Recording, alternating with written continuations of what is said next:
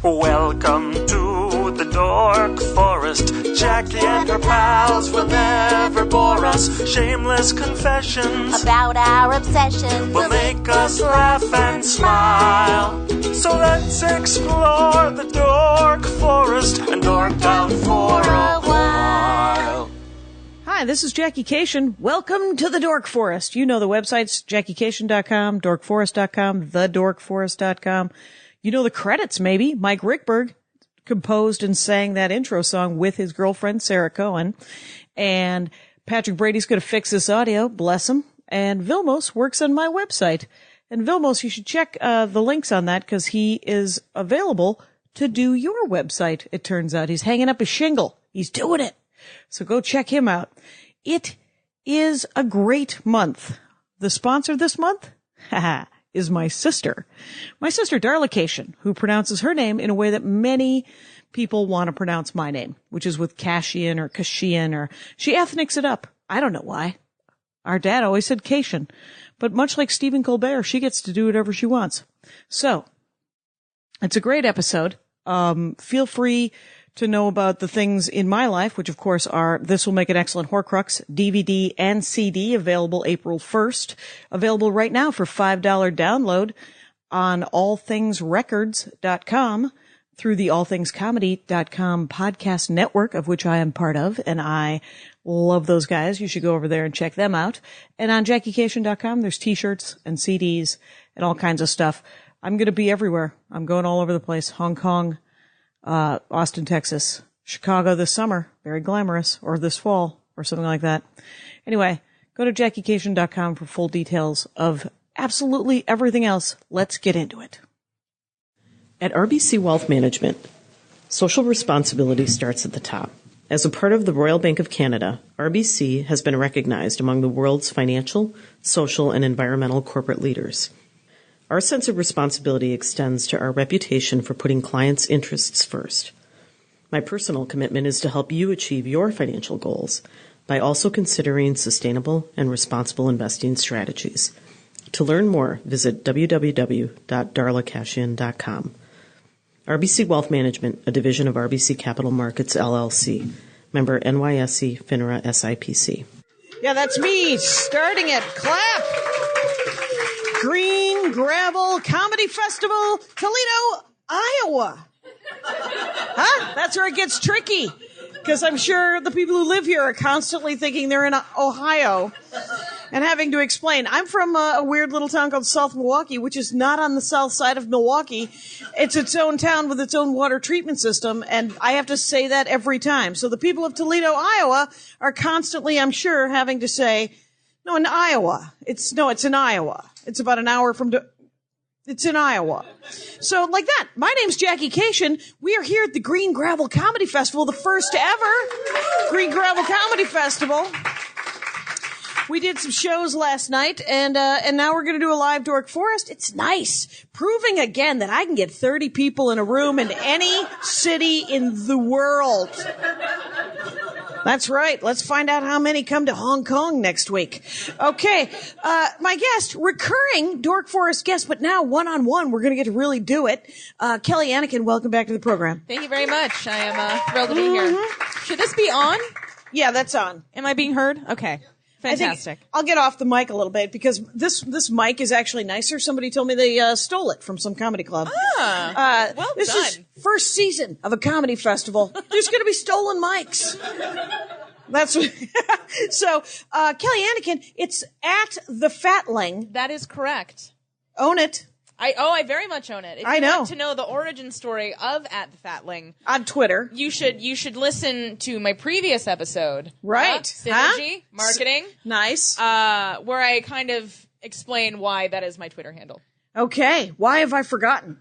Because actually it wasn't a very concise description. Oh, was it a little meandering? Yeah, I try to pare it down every day in the shower. I think about it constantly. I'm like, I really wish I'd explained it better. 140 characters. When will that happen? Boom. It's but Kelly Anneken, great stand-up comic. Very good times. Saw her last night, performed very funny stuff. That miscarriage chunk is awesome. Oh, thank you. Yeah. I can't tell if you're being sarcastic, so I'm going to take it as a compliment. No, take it as a compliment. Own it. I have my own weird. No, actually, when I was telling the miscarriage chunk, it's my favorite thing that's ever happened while telling the joke. There was a woman sitting in the back, probably like in her 40s or 50s, just nodding along. I was like, this is for you, sister. This is about us. Nobody else is here. Comedy, it's one-on-one. Yeah. There's some weird joke for each of us. That's what I like. It's going to be great. And so the last time you were on, you talked about biographies because you like to read a biography. Oh, I love to read a biography. Let's just check in real briefly. What are you reading now? What'd you just finish? I just finished Antonia Fraser's Marie Antoinette, which was, fancy. Has somebody read it before? I thought it was kind of boring for a while. She didn't really do much. She mostly... so not the author's fault. No, not the author. No. Antonia Fraser writes a great biography. Yeah, what else has she written? She wrote a book called... I think it has a title in it. The subtitle is like The Women in the Life of Louis XIV. But it's about the various women that he banged. Okay. And she also wrote one Wish she had called it that. The Warrior Queens. She wrote a book about Oliver Cromwell, which I haven't read because I could care less. I am against Oliver Cromwell. Yeah, but my husband read it and said it wasn't very good. Okay. But she wrote that in the 60s. And she was probably just trying to impress Harold Pinter, who is her husband. So that's why I write some jokes, to impress the people around me. Yeah. My loved ones. So the Marie Antoinette. Now here, let's get into it. You guys don't know anything? Who knows anything about the American Girl dolls? That gentleman right there. Yeah, we got well played, Brony. Let's people. do this. Yeah. All right. Both men? No. That lady. guy and then that lady? Yeah. All right. I like it. Now the rest of us will journey into the world of the American Girl dolls. I'm so excited. Dun. I'm Me too. So excited. I only know that they're $100 dolls. Oh my goodness. Yeah, we're going to get into that. Okay. Where do we begin? Who makes them? What is it? We begin in 1986. I remembered well. Yeah, the company was started by a woman named Pleasant Rowland. And she is described as a former educator and author of educational materials. Okay. And she was like, hey, what if we made some dolls that were from historical periods? Okay. She also really wanted to create a doll for girls that wasn't a baby doll. Okay. That, like diaper changing. Yeah. Okay. But then there were also then Barbies, which were these more sexualized aspirational dolls. I guess. Her word, not mine. Oh, thank God. Anyway. If you're aspiring to a Barbie doll, stop. Stop. I mean, in her defense, she's had a lot of careers. She does work. I think she was president once. But no pension on any of them. You got to stick with your job, people. If you want to get a pension. So she created dolls that were targeted at girls in the age range of about 8 to 12. And she wanted to position them as a playmate or companion, which is actually kind of sad. I don't know. Well, it implies like an action. It implies that you don't have another friend. Okay. Which I have been in that position. Okay. Did you have American Girl dolls when you were a kid? No, I did not. Okay. I was obsessed with them. Okay. You read about them a lot? Yes. They would send a catalog to your house. Okay. I don't know how I got on this mailing list. Some of you are nodding. You got the catalog. So they would send you this beautiful catalog. It was probably, God, I think it was maybe about 10 inches square. It was big for a catalog. But thick? Reasonably thick. Not like a Sears catalog. No, thinner not than that. Yeah. Okay. It was kind of like a magazine. Okay. Right. Like a Life magazine. Okay. In size and shape. And so the cover was always some girl, some beautiful young wasp. Yes. Playing with one of the dolls. Oh, okay. And then, you would open it up. And when I first got the catalog, it started out with 3 dolls. There were only 3. That makes sense. There was Samantha, who is identified as a Victorian doll, but it's actually the Edwardian period for the OCD among you. So not the greatest educationalist in the world. Apparently. Pleasant Rowland. It's like you remember how it was like kind of. It is transitory. It was like still the 80s for the first couple of years of the 90s. You know, it was still. It was still the Victorian era. Okay, I see it. It took a while to cross the pond, you know? Right, sure. I get it. People didn't even know that Queen Victoria was dead yet. Right. They're like, we're still Telegraph. all about the teddy bears and the creepy child photos. Exactly. Okay. So so there was those- Samantha. Samantha. And so, was she steampunk? No. I want her to be she, steampunk. She was an orphan, and they did deal a lot with child labor in the industrial age. Okay. Yeah, the All books, right. because all of the basic thing. Let me lay With this American out Girl dolls. before we really get into it, you guys. So every doll had 6 books that came with the doll About their lives? about their lives, Like In- 30-page, like little tiny kid novella kind of things? Yeah, Okay. I think usually they were more like in the 60 to 70 page range, and then there would be about 5 to 10 pages of like they called it looking back. They would show you pictures of period appropriate. History kind of accessories. stuff. Yeah, yeah. Okay. So you can see why I liked it. Oh, yeah, All yeah. that, Yeah, all that you're nerdy stuff. Yeah, you're a giant history nerd. So, you would then, you would read each book. They had one that was like the introduction to the character. There was always a school story. Okay. There was a holiday Christmas story. Oh, nice. There was they had to save the day in one. They had a birthday, and then they experienced changes. The final book in each series was always called Changes for Samantha, Changes for Molly, and none of them got their periods. In case you're wondering, that is not. That's the It only wasn't real those- change. Yeah, it wasn't that kind of change. And they do not address it. no. They're like, nope. Oh, what? They move. They change schools. They get a job. What Different- happens? They oh. marry. No, they begin to none have of them got children? Married. Okay, 'cause they're they 12. were still. Yeah, they were only 12. And yet, it's all happening. Yeah. In the Edwardian era. The changes. All right. So Awesome. yeah. So and then each book had a bunch of accessories that cost an obscene amount of money. Oh, right. So I you don't get know- the doll Yeah, you get the doll and the and the doll, clothes. Oh, well, here's the best part about the doll. The doll comes with a dress, and then if you want the kit with the accessories for the dress, you have to buy it. It's $20 extra. So I think when I was growing up, the cost for both was about $112 for a doll and the basic accessory pack. So a doll with a dress, and then the accessory pack has what, like a purse in it? It has, it's a hat, it's a piece of period appropriate money, a necklace, and usually one other thing that's very Like a like specific shoe? to that girl. The shoes I think came with. Okay, they didn't send her off barefoot into your closet. Usually they would come with shoes and underwear and a dress. Underwear. Mm-hmm. Oh, interesting. Period underwear? Yeah. Not period underwear. But time appropriate underwear. Historically accurate bloomers. Thank you. That's what they would come with. Thank you. Okay. So what I would do, because I had been told in no uncertain terms that this is an extravagant purchase that I Right. would not be getting anytime soon. But, thanks for the gymnastics lessons, Mom and Dad. That worked out well. They wanted you to be bendy. No, I wanted me to be bendy. Oh, okay. And then I was like, I'm never going to be bendy. See you later. Let's save $100 and get me a doll? No. You couldn't do it. I did. Oh, God, I did do the thing one year. I did do the thing. What'd you do? Thinking back at Christmas, I wrote for Santa, I want an American Girl doll. Yeah. Over and over and over on a sheet of loose leaf paper. I did not get the American Girl doll. I wonder sometimes, like, did I make my parents cry? You might have. Like, like they're putting their, you just can't get it for her, We don't have an extra $112 for one gift. Yeah. Yeah. Yeah, but anyway, so I would just pour over the catalog. I mean, it was the same stuff every time. It was a quarterly catalog, I think. Right. So they would send it, there would be some new stuff, but I would just look at it and just dream about it. I entered a writing contest once, and the prize was like $1,500. And so as soon as I submitted, I went through, and I was like, I'm gonna get this. And again, spoiler alert, did not win the contest. Did not get the doll.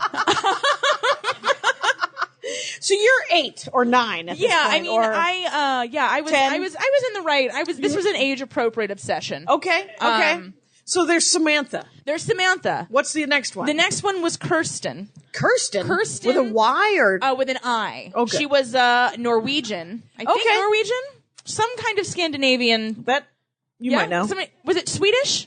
Right, because she did St. Lucia. Yes. Okay, nice. With the wreath. Anyway, I can't explain to you how much the indelible images from these catalogs are burned into my brain. Like I could probably you could quiz me. draw. I could tell you all of I can't draw anything. Okay. But I could. Maybe I could drawing make 'em, lessons. yeah. Okay, yeah. So Kirsten. She was an immigrant from Sweden. Okay. Now, here in America. yeah, these books are pretty heavy. The stories are heavy. In her first book, what happens is her best friend from Sweden, also a girl of 9, dies of cholera on a Mississippi riverboat. That's Book one. Book one. That's where we're starting. Right. Loses her best friend. Okay. But so her family, they arrive in New York. What year is this? Is this still is early? 1854. Okay.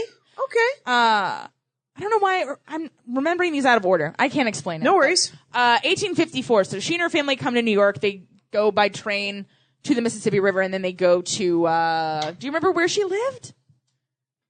I think Minnesota, actually. Okay. That makes sense. A lot of Whitey Whitersons up there. And, it's all coming together. A lot of Swedes, so they move there, and that's kind of the basis for her. And then there's Molly, who was in World War II on the home front. Her father was a doctor, so he was overseas, right? Working for the army. But then, you get the whole, the ration cards and you get to learn the about blackout curtains and all that air kind raids of thing.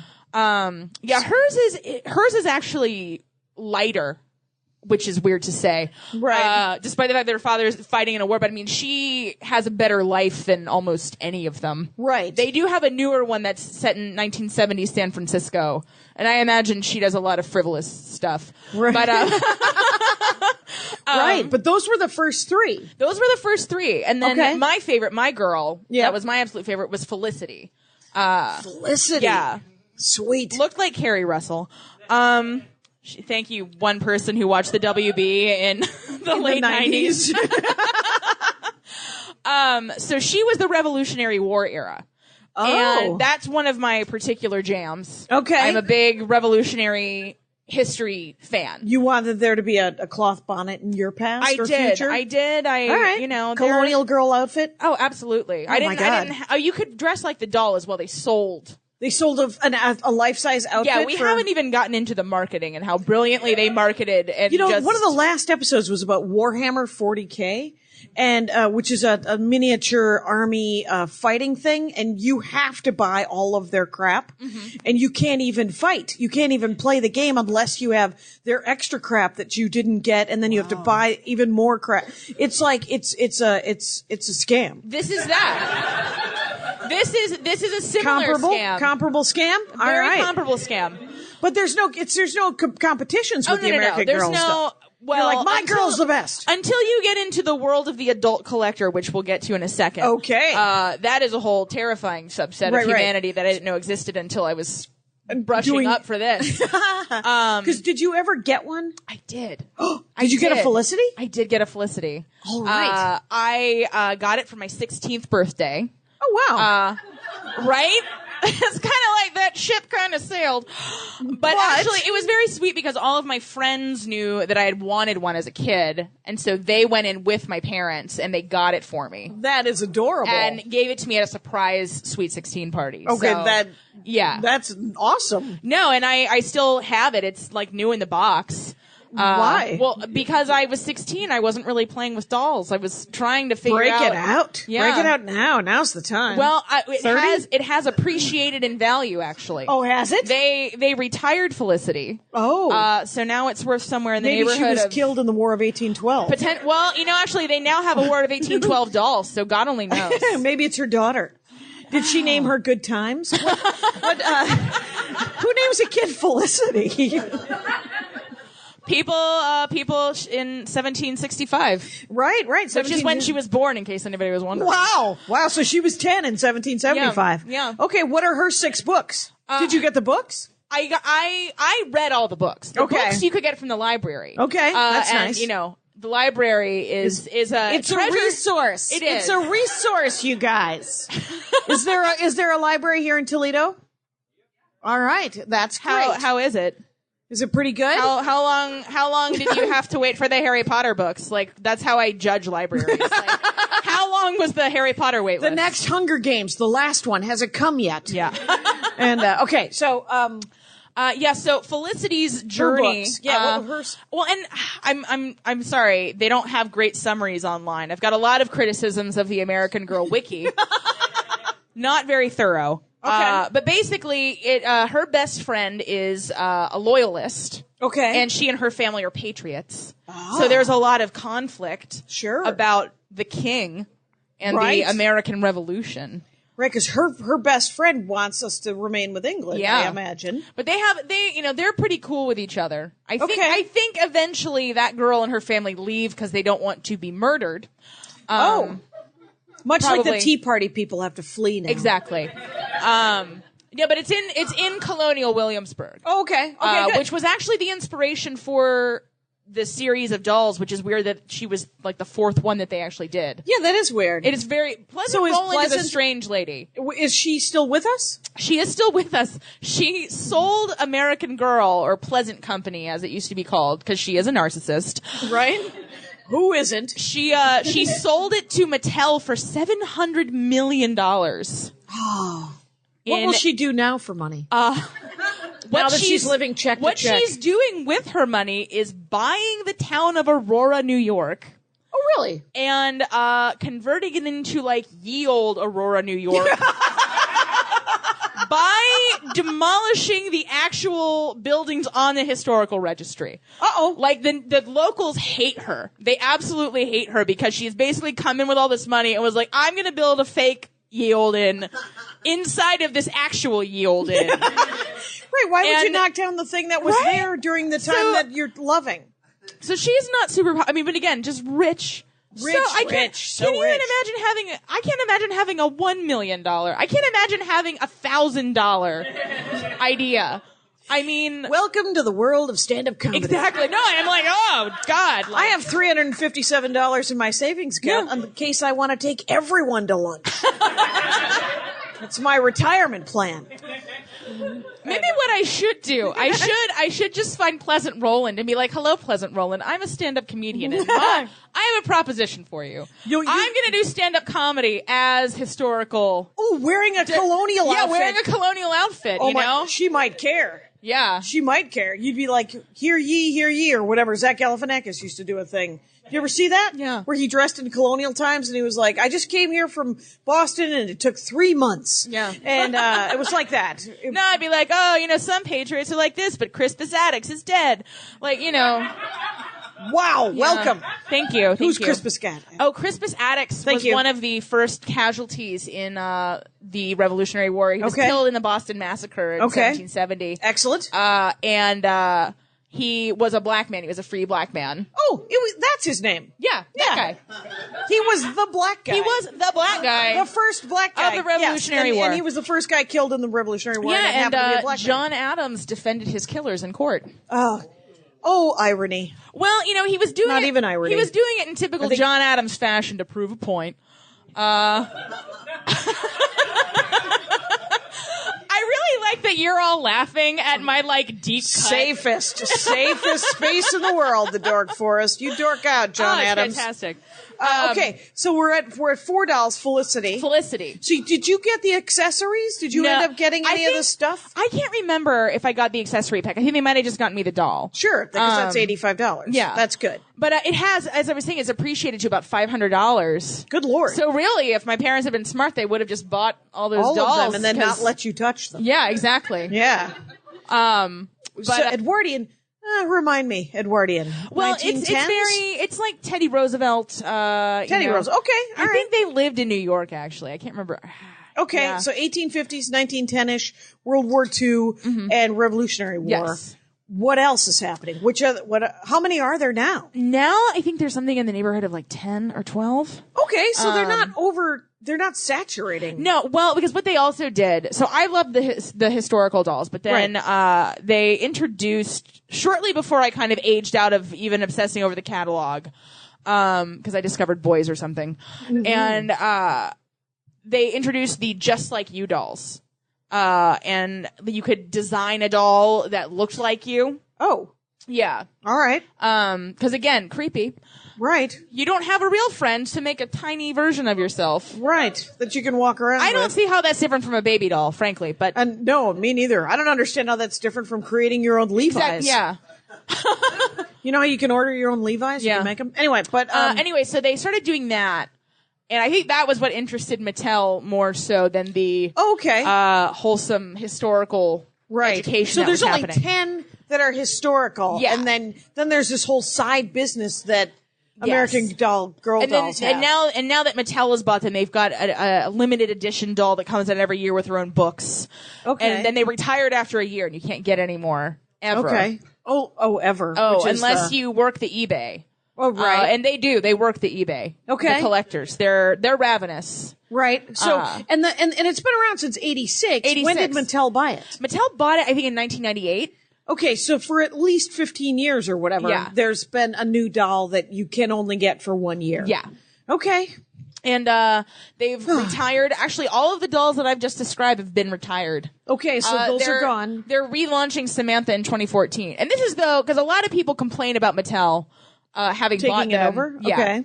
You know, they complain that the dolls are lower quality, which, yeah, of course they are. Like, it's Mattel. Okay. But just what they've done from a marketing perspective has really awed me. Because I'm also a marketing junkie, which is weird. I know. It's not What did a normal... They opened American Girl Place, first of all. There's, I think, something like 25 locations now. Is that a store? It's a store. Oh, Okay. God, you've got to go to one. Is it? Wait, They have one in L.A. I'm sure they do. They have one of everything in LA. It's is it a place where you can play with them, or is it just a you store? can. You're encouraged to bring your doll. Conan went to one. He went to the store recently and he did a whole thing. My niece's half sister made bakery goods at the one in St. Paul or Minneapolis at the Mall of America. You can have a tea party with your American Girl doll. Yep. You bring your doll. You sit here. She sits in something else. And then the two of you, the doll pretends to eat a cupcake. Yeah. And then you actually eat a cupcake. Yeah. And then that's $100. Yeah.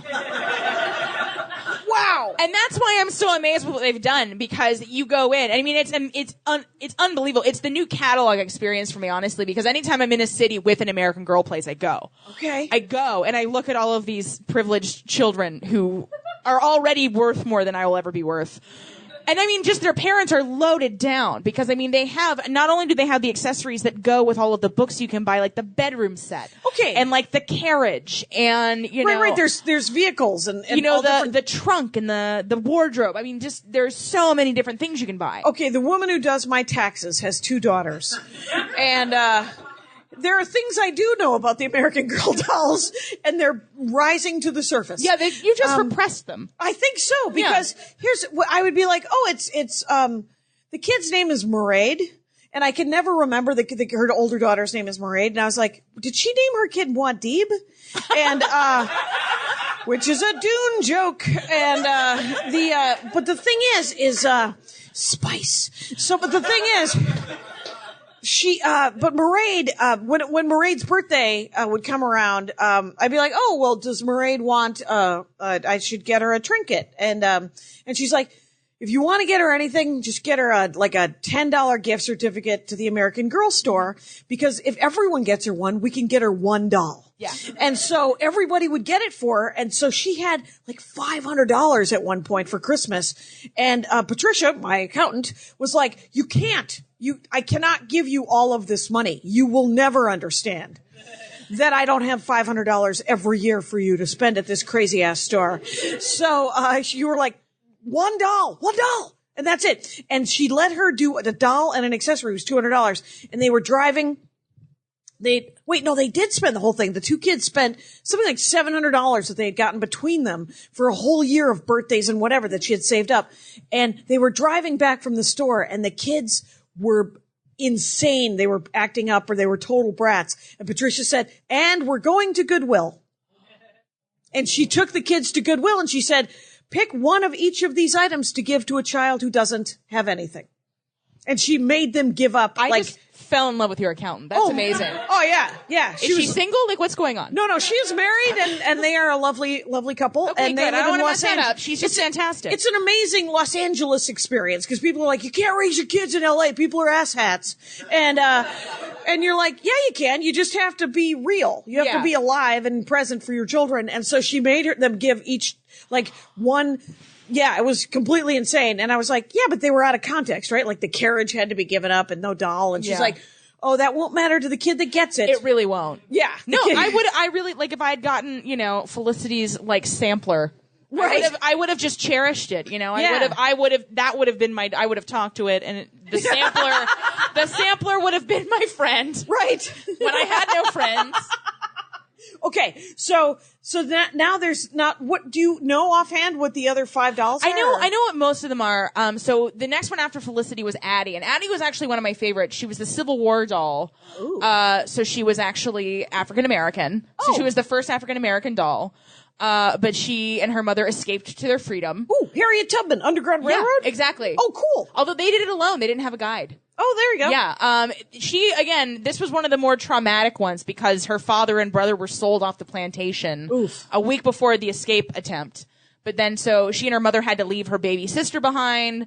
They had to get to a safe house. They encountered some Confederate soldiers. I'm like rereading this in the airport yesterday and I'm like getting teared up, you guys. Yeah. Like, I really, really identified with the stories because they were really well written. I mean, as insane as the consumerism around them is, the authors of the books were really thorough and they were really good and they created this amazing life for these girls. Okay. And it's all about your family relationships and your friend relationships. Right. I don't think any of the girls were interested in boys. Okay. It's just about being a girl. Okay. It's just about, hello, you are a girl and this is your situation. Right. This is what the society is This around is what it you. would have been like. And I think it's cool for me particularly as a girl who was really interested in history. Yeah. Just to see what the female experience was at that time. Yeah.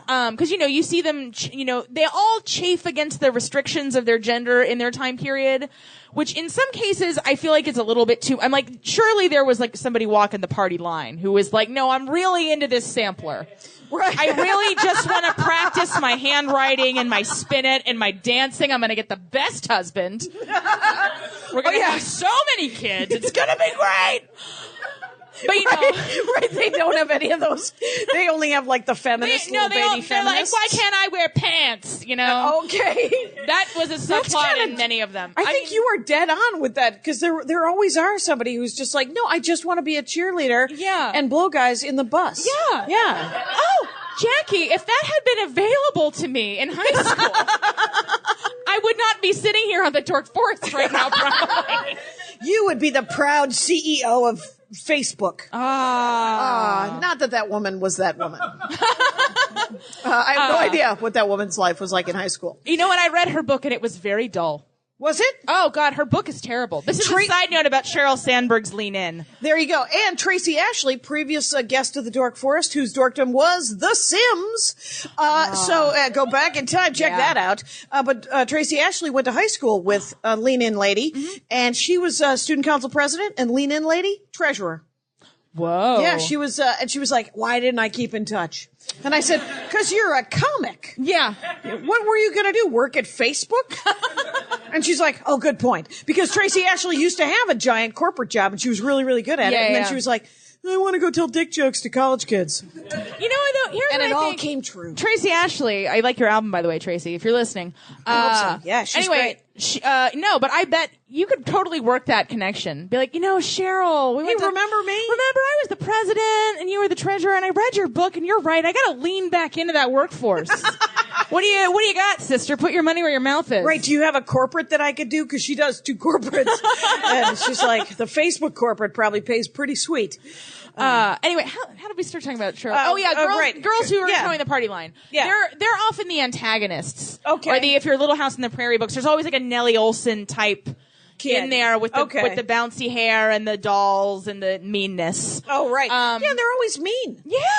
They're like Mean Girls or Heathers where they're mean or they're complete idiots. The really good-looking girls when you're in high school? Molly has a good one because they get some kids who were shipped out of Britain during the bombings, right? Okay. So they were shipped to their town, and they had to take in like this random English girl. Okay. And she was just a real not nice little girl, and very difficult to get along with. But piece of work.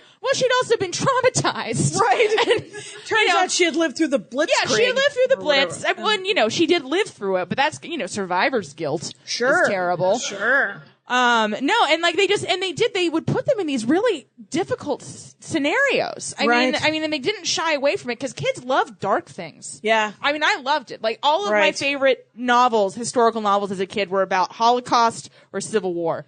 That was all I wanted to read. That was all I wanted to read. Dark. There was a French and Indian War series that I read when I was a kid, and I was like, oh yeah, they're going to torture the hell out of these people. Oh, or what is that? There's a book, God, is it called Sing Down the Moon by Scott Odell? Yeah. That guy knows it. What is it? We need to talk more. No, I think it's Nez Perce. Yes. But it's a woman, like you kind of follow her through her adolescence. She does get married very young and have a baby, but it's about her people being forced off of their land, and it's just awful. Cheerful. It's awful. Yeah, I think I read all those by the time I was 18 and I was done. Yeah. Because I haven't read anything like that since. And I'm just like, I can read some nonfiction, but I can't. If it's a historical fiction about the horrors, like I couldn't see 12 Years a Slave. Guess what? Spoiler alert. There's probably going to be some injustice. It's probably going to be horrible because it's not even regular horrible slavery. It's going to be really shitty slavery where a guy was just living his life. Yeah. And then all of a sudden he's a slave. Yeah. As opposed to, I guess, when he's living his life in Africa and then all of a sudden he's a slave. Did I tell you about Brenda? Okay. So possible guest, San Francisco, game designer Brenda Romero. Okay. She is a game designer. She's married to the guy who invented Doom. Hello, I want him as well. Different experience. But she has a 7-year-old daughter who came home from school one day. And she's a giant dork, right? So there's board games and there's little meeple things all over the place, and there's all kinds of trinkets and bullshit all over the house. And so her 7-year-old, and every day she asks her 7-year-old, what did you learn about today in school? And her daughter, a 7, said, we learned about the Middle Passage today, which is, and she's like, what did you learn? She's 7. What did you learn about the Middle Passage? She said, oh, the Middle Passage was when the ships would go from England, they would go to Africa, pick up the black people and bring them to America. End of story. And she was like, wait, that is all you learned about the Middle Passage? And she was like, yeah, can I play a game? And her mom goes, yeah, let's play a game. And so the greatest, most horrifying parenting ever, she had her daughter, she's like, let's paint some little meeples. Let's do it. Little green meeples, make families. Mom, dad, the kids, all in green and orange and yellow and blue, and we'll do it. And then here's the boat. Now pick a couple of different ones from all the different things, put them in the boat. And now we're going to sail to America. And, she's like, no, you forgot the pink baby. She's like, no, we didn't forget the pink baby. She said, you forgot the green daddy. She's like, no, we didn't forget the green daddy. And so then they're halfway across the ocean and she's like, oh, you've run out of food. You got to throw some of the meeples overboard. And I'm like, Jesus God, the kid's 7. And so she made that into a game. Like a board game. Oh my God. She's working on one now about the Trail of Tears. This is a cheerful woman. She painted 10,000 little meeples all red. And then she, invited people over to the house and she was like, oh, I got to move them off the dining room table. And she's like, I'm going to move Indians off of the dining room table into it. I am moving Indians. Jesus God, I'm the worst. But she made one called Train. Guess what that's about? Oh my God. The Holocaust. Yeah. Yeah. So she's made all these. She also makes happy My Little Pony video games, but the board games she makes are crazy. They're like these incredibly intense, like educational, weird. I don't know. I kind of think that's a good thing. As I sat here going through the 5 Kubler-Ross stages of grief as you're describing this, right. But it's very, I did a horrible thing when I was in middle school. They took us all to a campground, not dissimilar to the fabulous one that we're staying in here. Pilgrim Heights, which is great. All right. But so we're all staying at this camp, and it's the Underground Railroad experience. You went to an Underground Railroad camp? Yes. now Reenactments? you also got to like make funnel cake and candles sometimes. All right. But then the main attraction was that the reason this was a school trip was that they would take all of us little white Catholic school kids and make us pretend that we were slaves. And like they would do really scary shit. Like they would take somebody out back and like pretend like they were whipping them, and like we were told in advance, they were like, these people are in character, they're going to be very mean to you. They're like, if it gets too intense for you, just go and sit by your teacher. Be quiet and be respectful. But I mean, it was just like, I think you have to communicate to kids how awful the awful parts of history were, so they don't then grow up and perpetuate the awful parts of history interesting. again. Yeah. All right. Yeah, I don't like that camp, but okay. Oh yeah, I'm not going to that camp. The camp was terrible. Right. Looking back on it, I'm like, that's really fucked up that we did that. But it is kind of awesome though, because kids are horrible. Kids are Kids are terrible, and jackasses. they don't understand. They don't understand the consequences of their actions, and so they can't understand Because the consequences they are of the of the middle path. They're like, oh yeah, this is it. No, that was a great solution though, because I would just be like, we're gonna watch the molasses to rum to slave sequence of 1776, Clockwork Orange style, until you understand. And I don't think that's gonna work, because that guy's voice is so buttery, you don't care. Did you love that musical, 1776? Oh, are you kidding me? Oh, yes. Fans of 1776 in the audience. So fantastic. Gwyneth Paltrow's mother is in it. Blythe Danner, replacing Betty Buckley from the original Broadway cast. Well, let's recouple ourselves to that event. Yeah. Everybody get up there. It had to be said. Someone had to say it. Anyway, so give me another doll. I'm so sorry. Back to the dolls. No. The next one was Josefina. Josefina. She and her family lived in New Mexico when it was still Old Mexico. Okay. And I don't know a ton about Josefina because she came out again, I think it was right as I was starting high school. So I bid on a Josefina doll at this silent auction at the church festival. I didn't win it. Again, spoiler alert. I only got the one doll ever. You are not the hero of these stories. I am not the hero of the American Girl doll experience. I am just a sad, wizened observer. Or maybe you are the hero because you just get to read the books. That's true. The books are great. I do have a cousin who's got 9 of them. 9 dolls? And it is when I go in her, her family moved and I had no idea. So I went in her room because there's another one that just got introduced named Kit Kittredge. She's a Great Depression, but she lives in Cincinnati, Ohio, which is where I'm from. Okay. And my cousin lives in Cincinnati. So that was her first one, was the Kit Kittredge doll. And I just walk in and she's just got them lined up around the room. And I'm just like, how did you do it? She has $3,000 wealthy grandparents. That's it. That is actually the pie chart of their revenues at American Girl places, wealthy grandparents, 57%. I bet you're right, just because parents guilty divorcing moms and dads. Oh, that might, childless aunts, that kind of thing. Okay, all right, people with income and no outlet, and no other reason. Yeah. Okay, fair enough. Anyway, so she had a ton of them, and I'm just it kills me. But anyway, so Kit Kittredge, Depression era Cincinnati. Okay, that one was made into a movie that had a theatrical release starring Abigail Breslin. So that was kind of a big deal. Yeah, Julia Roberts' production company, Red Ohm, produces these. Most of them are direct to DVD, but this one got a theatrical release. Chris O'Donnell was in it. Be Still My Heart.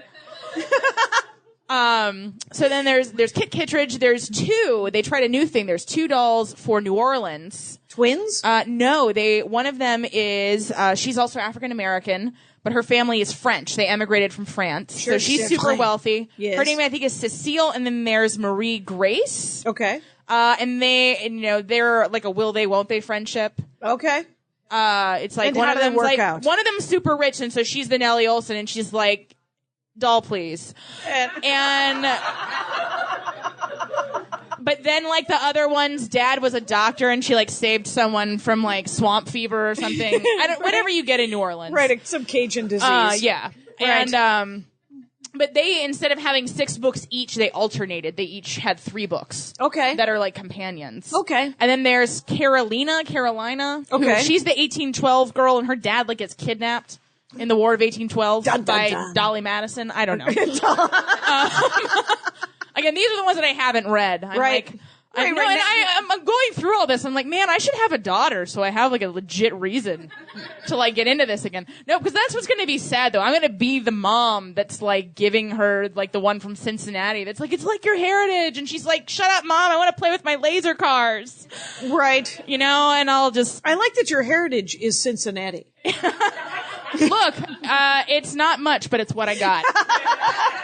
You and Martin Mull. Live it up. Live it I up. didn't know he was from Cincinnati. No, he's history of white people. Okay. I know you're just living in hope that he's from Cincinnati. I have no idea. I'm like, really, Martin Mull? That'd be great. I'd be all right if he seems like he might be. He's got, you know, but I mean, a lot of us Midwesterners, we've got that look, you know? We're sure. They're like, well, here we are.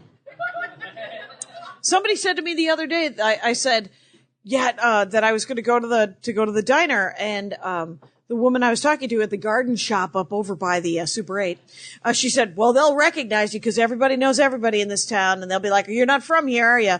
And I said, no. And she said, where are you from? And I said, I live in Los Angeles. She goes, well, you don't look like you're from Los Angeles. You look like you're from here. That is the best backhanded compliment I've ever heard. That's phenomenal.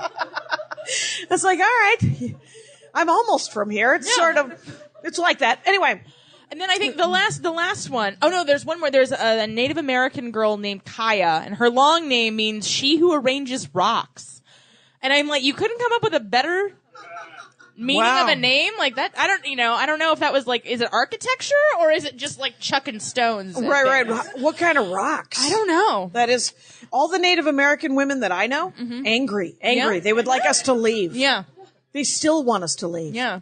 We're not leaving. No, apparently. All right. It's just fine. We're going to sit here in this American Legion Hall. That's what we're going to do. Right. And look at these pictures of bulldogs. And then, so the most, the most recent one is a girl named Julie something or other, and she's in San Francisco. Okay. Child of divorced parents in the 1970s. Oh, her friend, unfortunately, is not like a Black Panther who lives in Oakland. That's what you wanted? She is actually, her name is Ivy Ling, and she is Chinese American, and I think she's the first Asian American doll. Okay. You know, she's not the protagonist, she's just the friend. The sidekick. Fantastic. No, and actually they do, I read some article, they specifically make most of the friends are young girls of color. Okay. But they have very few protagonists that are.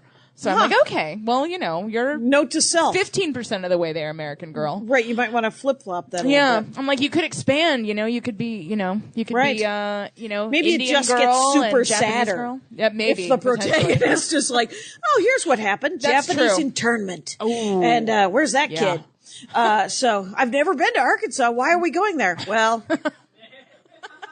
you're going to live in a small plywood home that's 52 degrees. Yeah. Anyway, so that's my the woman who owns my garden center. That's the only time she'd been to Arkansas. She said she was there in 1943 for 9 months.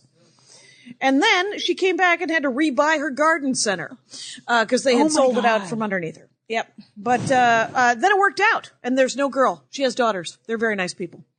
It's all working out now. It's fine.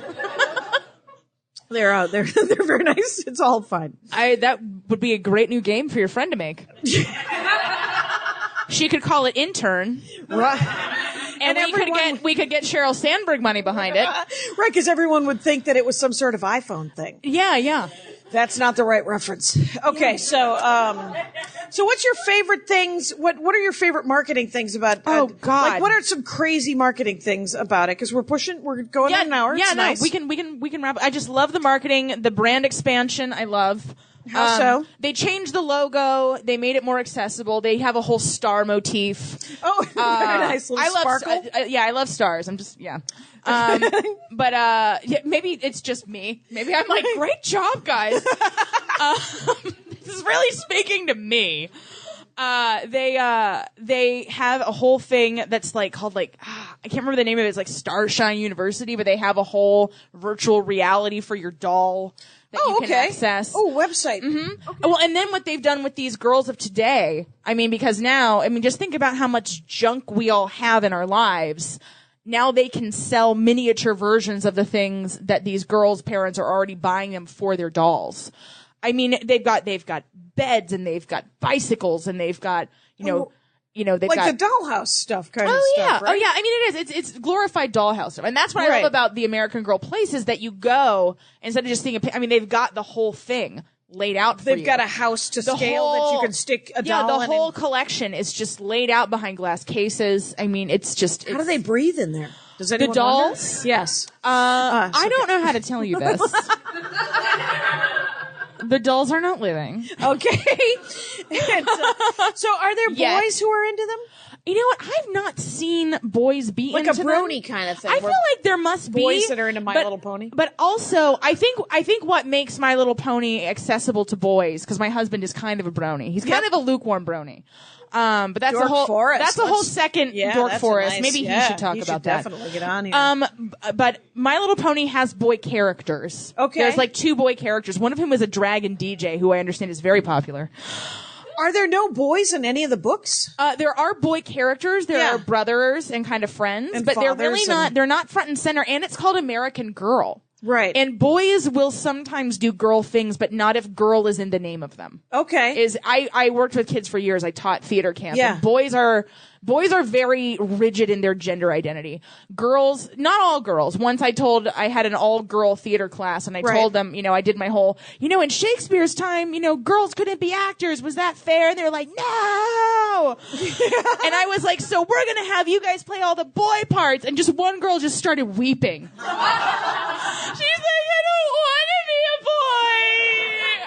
And I was like, you don't have to stop crying. there are some girl parts. It'll be No, okay. I was like, they're not all, this isn't like Biloxi Blues. Like, this is, oh, God, she cried for a half an hour. Wow. After I told her she didn't have to play a boy. I was like, because you. Lady Macbeth is an asshat. Right? You could be Yeah. her.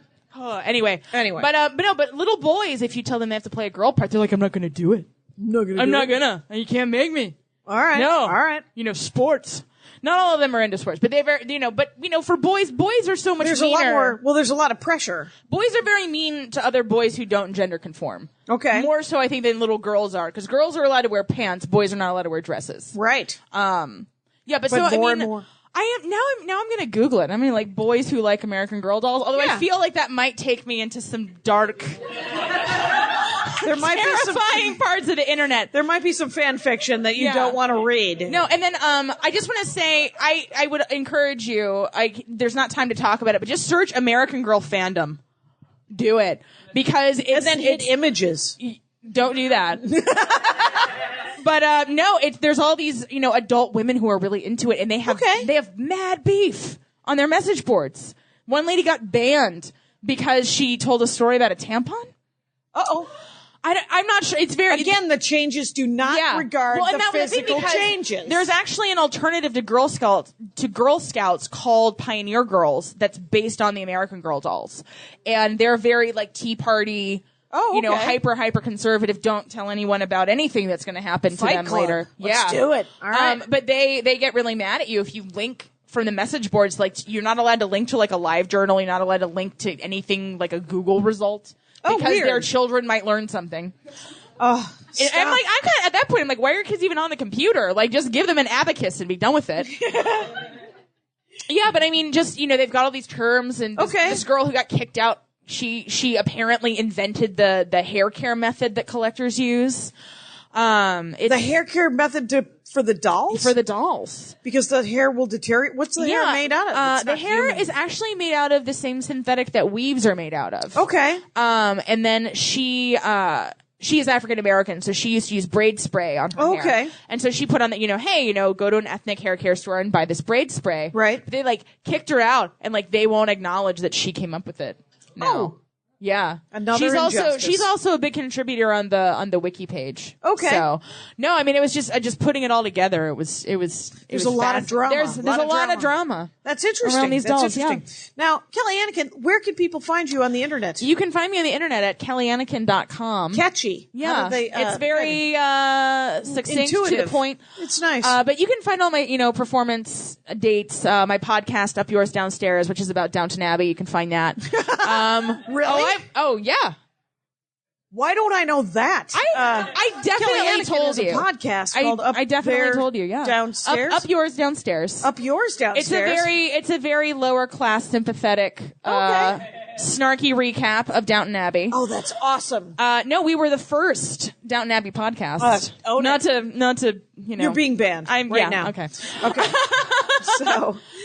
Yeah, but everything else that I do is on kellyanneken.com. And, plus some delightful photos of me. Excellent. Catch a photo. Thank you so much for doing a live Dork Forest American Girl Dolls. And thank you, Green Gravel Comedy Festival in Toledo, Iowa. All right. That was great. Thanks so much for listening to the show, you guys. The bonus content, which is Andy and I discussing the show, is available on the apps, the Libsyn sold apps.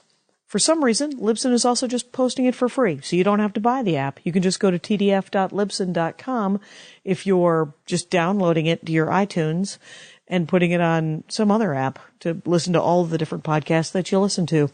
So if you want to listen to the bonus content, just go to tdf.libsyn.com, or you can buy the app if you want. And you can also just go to iTunes, by the way, and review the show. iTunes supposedly cares about that. So if you're enjoying the show, and I read them, and that's great. And if you ever want to email me, Jackie@JackieCation.com. The credits, of course. Patrick Brady's going to fix this audio. Thank you, Patrick. Mike Rickberg composed and sang the intro song. He's going to sing the Mexican hat dance right here in a moment. And Vilmos fixes the website, JackieCation.com, where, by the way, there is a donation button, JackieCation.com and DorkForest.com. Feel free to donate. I'd love everyone to give me $100 a year. That is $8.33 a month. I have not figured out a way to make that easy for you. You would have to remember that, or you can just throw me some money. If you don't have any money, that's fine as well. But feel free to talk up the show. And if you would like merch, if you'd like a Dork Forest t-shirt or a CD of my stand-up comedy, or would like to know where I'm doing stand-up, go to JackieCation.com and hook yourself up. There's also an Amazon banner if you want to, or if you ever order from Amazon, and we all do, go through JackieCation.com and the Amazon banner. Thanks a lot for listening, everybody. See you next week. My hat, my hat, my hat. They're dancing around my hat, my hat, my hat, my hat. Well, what do you think of that? If it looks like a Mexican hat dance and it sounds like a Mexican hat dance, it's most likely a Mexican hat dance. So take off your hat and let's dance. Yay! Oh my God. Why don't we just call that as the end of the show?